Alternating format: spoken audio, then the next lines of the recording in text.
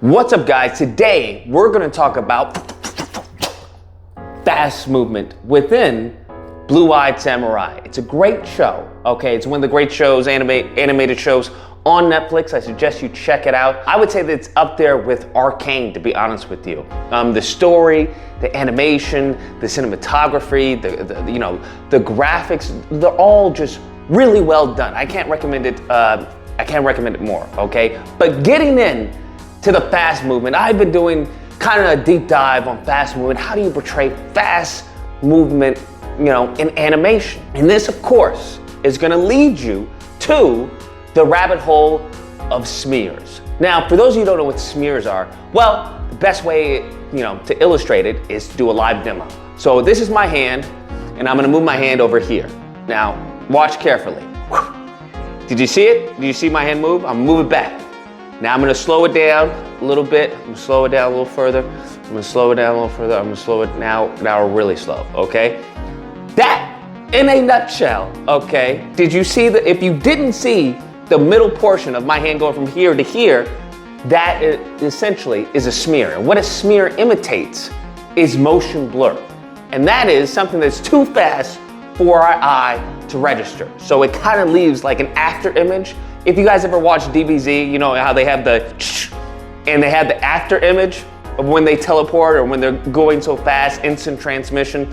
That essentially is what motion blur is. That's essentially what smears are trying to imitate. Now, there are a wide variety of smears, okay? I'm sure you've seen some, but in essence, that's what's going on. Now, when it comes to Blue-Eyed Samurai, I came up with two mechanics, okay? I'm gonna make them up, of what they utilize in the show. And the first one is smear and hold, and the second one is move and ease. Those are the two principles that they use in this show. Now, all of these principles that I just said stem from, honestly, the bouncing ball, okay? I would argue what separates an amateur junior animator from a professional is going to be, in many cases, spacing. That's what it's gonna be. You can have an amazing pose, right? Your timing. Many people think about timing. Timing's not that hard, right? It's like, ba-bump, right? Say you want bump, bump, ba-bump. Now that you got the timing, bump, bump, now how do you do that? You have to space it out. That's truly is gonna give how your animation feels. That's what's gonna separate the weight when you have people who are floaty. It's gonna be the spacing of that movement. Then in addition to that, what you also have to think about is the spacing of the posing, what's overlapping, what's dragging, what's leading the movement. So there's a lot that goes into maybe a simple bump bump of a punch, right? Does the hand lead the action? Does the head lead the action? Does the chest lead the action? What's the follow through and overlap? How much is the wrist gonna drag, right? All of that goes in, and that posing and spacing is going to be crucial in giving it that boom, that whip effect in many cases. You have murder in your eyes. And that is what Blue-Eyed Samurai does really well. For example, the principle that I said as far as smear and hold, they implement this in one of the beginning shots, no spoilers here, but they do this in the beginning shot where the character is about to be shot at. They move in such a rapid movement and attack the person that was trying to attack them. And what it is, it's just a sequence of really smear and hold, where the person moves so fast, right? You get a smear, but then they hold it so it can register with the audience. Because if it was nothing but smears and everything, it would probably get a bit confusing.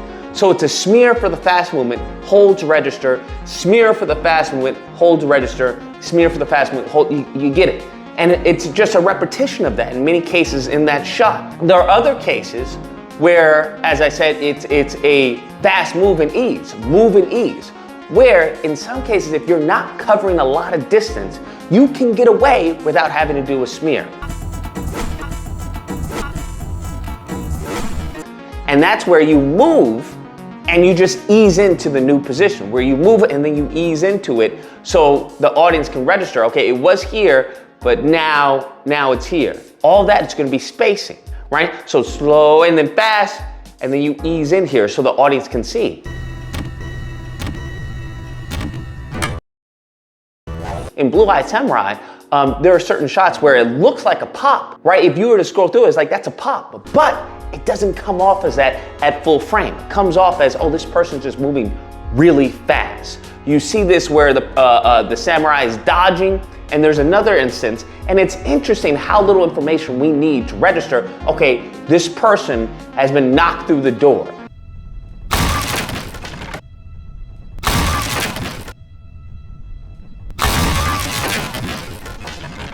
Where it was, honestly, I believe it's only 3 frames. It's a frame of the guy where you can see, honestly, a head, the back of the head, then you see as far as the body, and then the last shot is his feet going out of frame. But it reads. The other one was when the samurai once dodges, ease in, and then it ease into that. And it reads. It doesn't come off as a pop at all. One of my favorite shots is when the samurai is going really fast with the hand, goes bam, and it's nothing more than very much is move and hold, and smear and hold.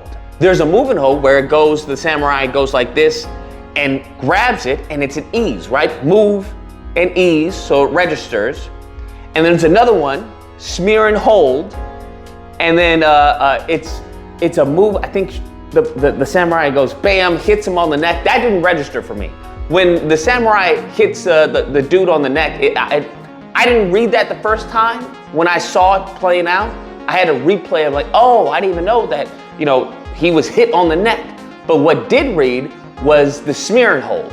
So then after they karate chop on the neck, you have a smear, and then the camera eases in as you have the hand holding. So it's a really, really nice how it's done. And then there's another smear to show the fast reaction, and the last shot that I'm gonna talk about, where it's a wooden sword. The guy, he's and then it gets in his mouth. It's a smear, hold, bam, and then the foot comes,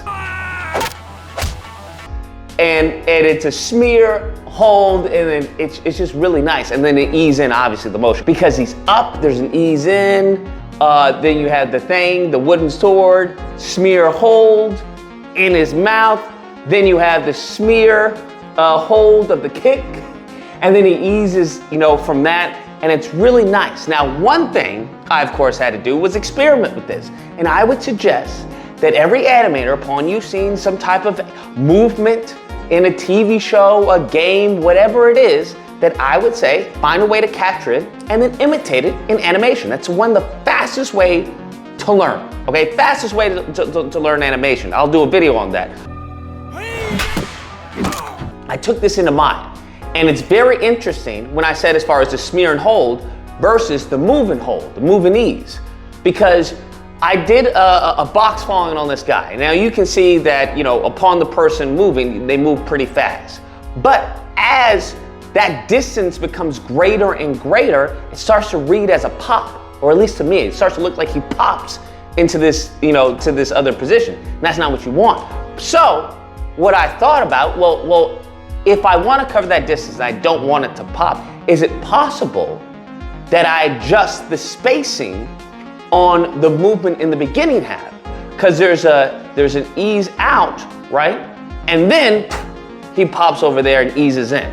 So what happens if I make that a little bit wider? What happens if I set it from here to here, he eases in, then pops? What happens if I ease him in to here? And you notice that it's subtle, but it doesn't necessarily come off as a harsh pop as the previous one. So as you play around with the spacing, you'll come to discover what you can and can't get away. So I would recommend that you try it, with your own characters, and you can use this instance of timing, because a lot of it's timing and spacing, with a punch, a kick, fast moving action. That's the whole purpose, because many of this you can control, copy and duplicate on a variety of movements. An eye blink, any type of fast movement, you notice that there's similar spacing and there's similar timing in many of the shots. If you start looking, whether it's Kung Fu Panda, Incredibles, you'll notice that the spacing is very interesting. There's similar spacing in a lot of the movements and a lot of the shots that you see that professional animators do, that they're putting out from these studios. So hopefully that gives you some ideas with your own animation of how to achieve fast movements. And if you enjoy the video, which I hope you did, please feel free to like, share, comment, let me know what you guys think, and subscribe. And until next time, guys, keep animating.